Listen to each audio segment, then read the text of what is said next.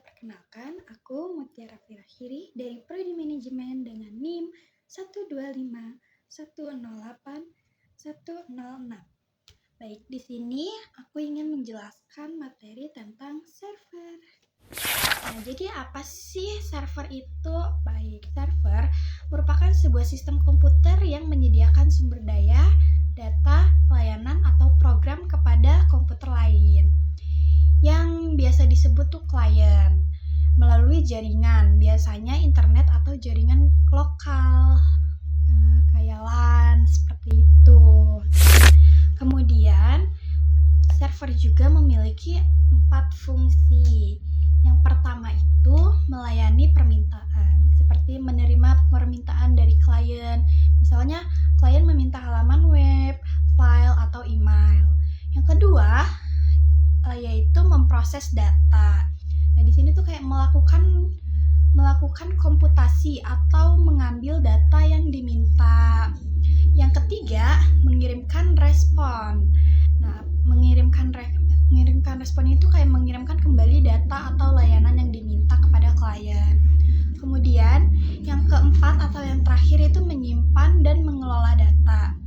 Seperti menyimpan file, database, dan informasi yang dapat diakses lebih banyak pengguna. Nah, itu dia 4 fungsi pada server.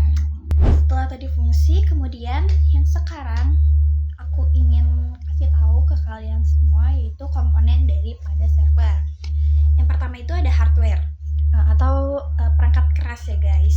Nah, ini tuh ada komputer khusus. Nah, komputer khusus ini seringkali berbentuk rak atau rack mountain dan memiliki spesifikasi yang jauh lebih tinggi daripada komputer biasa.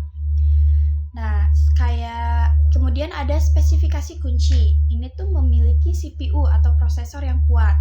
Ada RAM juga yang besar dan storage atau penyimpanan yang handal. Nah, ini tuh sering menggunakan SSD atau HDD dalam konfigurasi RAID. Kemudian ada keandalan. Nah, ini tuh dirancang untuk beroperasi 24/7 tanpa henti. Nah, setelah tadi ada hardware, pasti ada software, yaitu perangkat lunak. Nah, di sini tuh ada sistem operasi server. Contohnya seperti Windows Server, Linux, atau FreeBSD. Nah, kemudian ada aplikasi server. Nah, ini tuh program yang menjalankan fungsi spesifik seperti web server, database, atau mail server. Nah, itu dia komponen yang ada pada server, yaitu hardware dan juga software. Nah, setelah tadi kita membahas tentang komponen, yang sekarang yang akan saya jelaskan dan yang terakhir yaitu jenis server, fungsi khas dan contoh aplikasinya. Yang pertama itu ada web server. Nah, ini tuh menyimpan dan mengirimkan halaman web ke browser client. Contoh aplikasinya seperti Apache HTTP server, NIST, dan Microsoft IIS. Kemudian yang kedua ada mail server.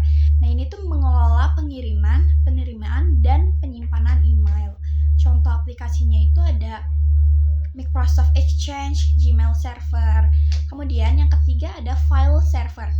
Nah, di sini file server ini tuh menyediakan lokasi terpusat untuk penyimpanan dan berbagai file. Contoh aplikasinya ya, seperti server SMB atau Windows, server NFS atau Linux, seperti itu. Kemudian yang keempat ada database server. Apa sih database server itu? Nah, ini tuh untuk mengelola penyimpanan data yang terstruktur gitu, atau basis data. Nah, contoh aplikasinya itu ada kayak apa ya? Susah guys, MySQL gitu-gitu. Nah, kemudian ada DNS server. Ini tuh menerjemahkan nama domain kayak https www.com gitu-gitu, kayak www.google.com seperti itu guys. Contoh aplikasinya kayak Google Public, ada ConverDNS seperti itu. Nah, itu dia penjelasan dari server dan serta komponen fungsi dan jenisnya.